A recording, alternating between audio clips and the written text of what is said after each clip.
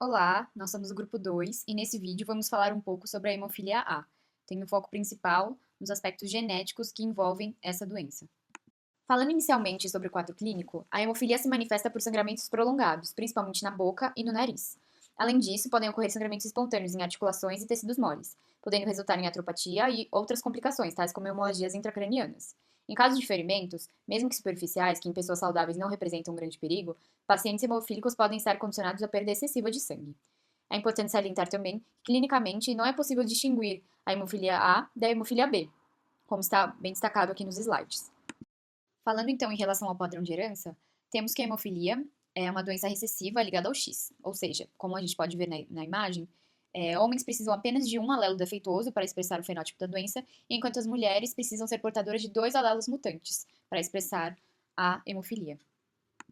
A hemofilia é caracterizada por uma heterogeneidade de locos, sendo a hemofilia A relacionada ao gene F8, que afeta a produção do fator 8, e a hemofilia do tipo B relacionada ao gene F9, que afeta a produção do fator 9. Além da heterogeneidade de locos, como já visto, a hemofilia também possui heterogeneidade alélica. Isso quer dizer que diversos tipos diferentes de mutações são capazes de causar o quadro clínico da doença. No caso da hemofilia A, temos aqui representados as possíveis mutações que levarão a essas possíveis consequências moleculares.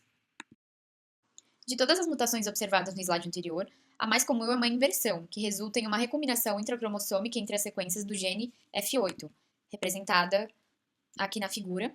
E essa mutação é principalmente importante porque ela representa a causa da maioria dos casos de hemofilia A grave. As diversas mutações relacionadas à hemofilia A são de perda de função, na qual os produtos gênicos desse gene defeituoso acarretarão na ausência total da proteína em alguns casos, ou também na alteração estrutural da proteína resultante, que comprometerá a sua função, como temos representado aqui. No caso, a cascata de coagulação vai ser interrompida por essa perda de função. Um exemplo desse segundo caso, de alteração estrutural, seria o da inversão comum, que foi mencionado anteriormente, na qual a extremidade carboxila do fator é deletada, tornando a proteína disfuncional. Outra importante característica da hemofilia é a sua expressividade variável. Isso quer dizer que existem indivíduos portadores com quadros mais leves e outros com quadros mais severos. E essa expressividade está muito relacionada aos níveis plasmáticos do fator 7 de coagulação. Como temos aqui representados, os níveis de 6 a 30% do normal são casos de expressividade leve, de 2 a 5% do normal moderado, e do grave seriam níveis inferiores a 1% do normal. É importante salientar também que nos casos de hemofilia leve ou moderada, os sinais da doença surgem nos primeiros meses de vida da criança, no início dos seus movimentos, quando ocorrem os primeiros ferimentos leves. Já os casos mais graves são reconhecidos no primeiro mês de vida, devido ao quadro mais agudo da doença. Em relação aos dados epidemiológicos, a incidência da hemofilia A é de cerca de 1 em cada 5.000 a 10.000 nascidos vivos masculinos. Além disso, a prevalência, de acordo com a etnia, é de 13,2 casos a cada 100.000 indivíduos brancos. Também é importante destacar que no Brasil, em 2020, havia 10.985 pacientes com a doença. Tendo em vista as informações apresentadas anteriormente, temos que a hemofilia ocorre predominantemente em pessoas do sexo masculino, sendo estimados 98% dos casos. Desses, 70% envolvem um histórico familiar, em que o menino afetado herdou o gene mutante da mãe portadora. E os outros 30% ocorrem de forma isolada. Falando sobre aconselhamento genético em famílias de afetados, é possível fazer algumas inferências, representadas nos diagramas que serão mostrados a seguir. Nesse primeiro caso, temos um pai com hemofilia. Então, ele apresenta um gene da hemofilia, que já é o suficiente para que ele tenha a doença, e uma mulher sem o gene da hemofilia. Nesse caso, os filhos do sexo masculino não apresentarão hemofilia, e as filhas do sexo feminino serão portadoras do gene da hemofilia, sem apresentar a doença. Nesse segundo caso, temos um casal formado por um homem sem hemofilia e uma mulher portadora do gene da hemofilia.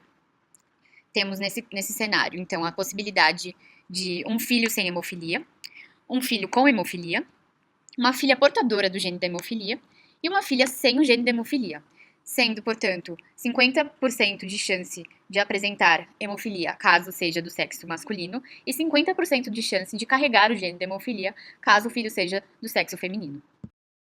Nesse último exemplo, temos um homem com hemofilia e uma mulher portadora do gene da hemofilia, que podem ter a possibilidade de um filho sem hemofilia, um filho com hemofilia, uma filha com hemofilia, que é o caso que se destaca em relação ao anterior, e uma filha portadora do gene da hemofilia.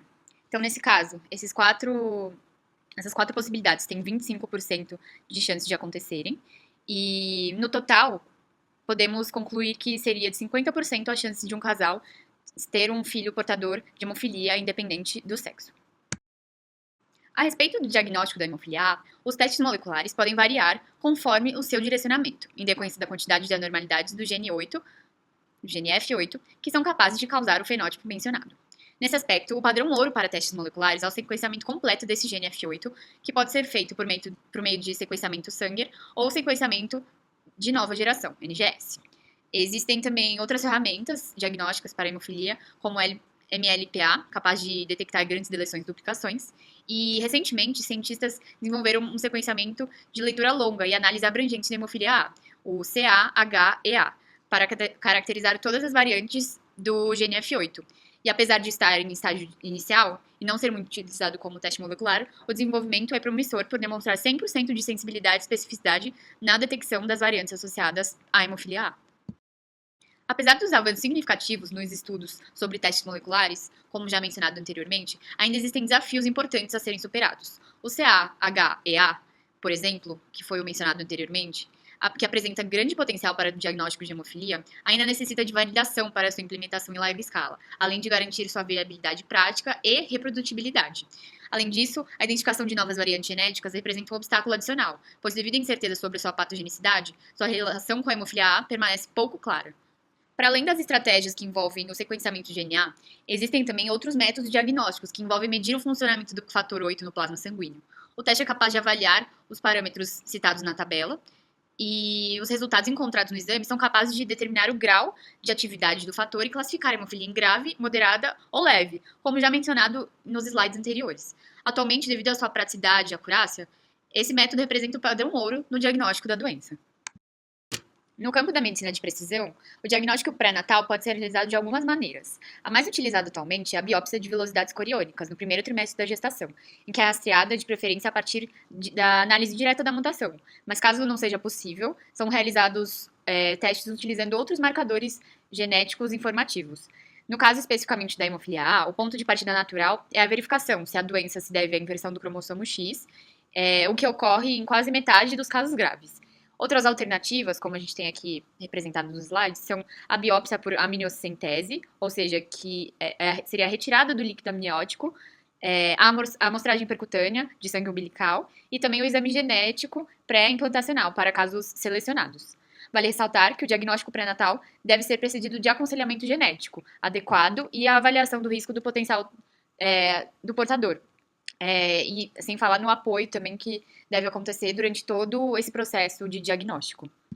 Em relação ao tratamento, e falando ainda sobre medicina de precisão, foi desenvolvido um método que utiliza emicizumab para melhorar a geração de trombina em vivo. Esse tratamento se mostra extremamente eficaz por ser personalizável, de acordo com as características genômicas e aspectos de hábitos individuais de cada paciente.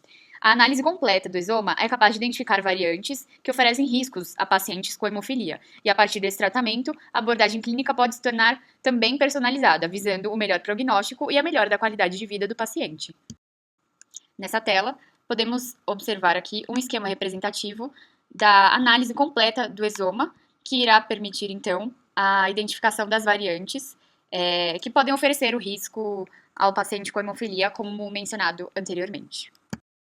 Além da intervenção já mencionada, envolvendo a medicina de precisão, temos também o tratamento por terapia gênica, que envolve a inserção de um adeno associado recombinante otimizado por códons, o qual expressa a variante funcional do gene F8 capaz de produzir o fator 8.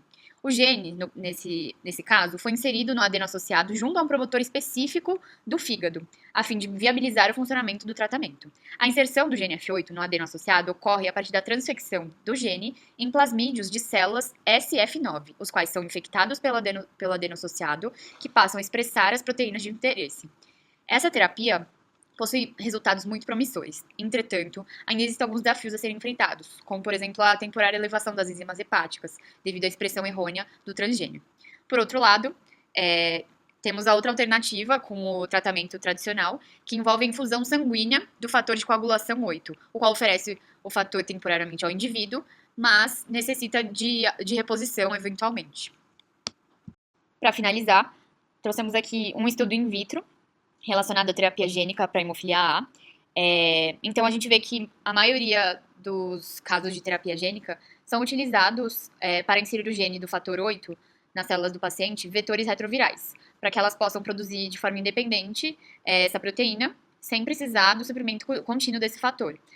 No entanto, esse tipo de vetor vem demonstrando um desempenho ruim na produção de fator 8. E a partir dessas células primárias in vitro e in vivo, esse estudo que a gente trouxe utilizou um tipo específico de vetor retroviral chamado MFG para produzir uma forma modificada do fator 8, que não contém uma parte específica da proteína, seria a região B, e demonstrou melhores resultados ao permitir a introdução do material genético de células primárias em cultura sem fazer o uso de marcadores seletivos. Nesse estudo in vitro, as células primárias transduzidas produziram altos níveis do fator 8 e em vivo, no caso em camundongos, a quantidade de fator 8 na circulação atingiu níveis suficientes para tratar a hemofilia e que permaneceram circulantes por mais que uma semana. Os resultados podem representar, então, um avanço na terapia gênica para a hemofilia A, visto que foi possível fornecer uma entrega contínua de fator 8, então representando uma alternativa interessante a longo prazo, quando comparada com uma infusão frequente de fator 8 purificado.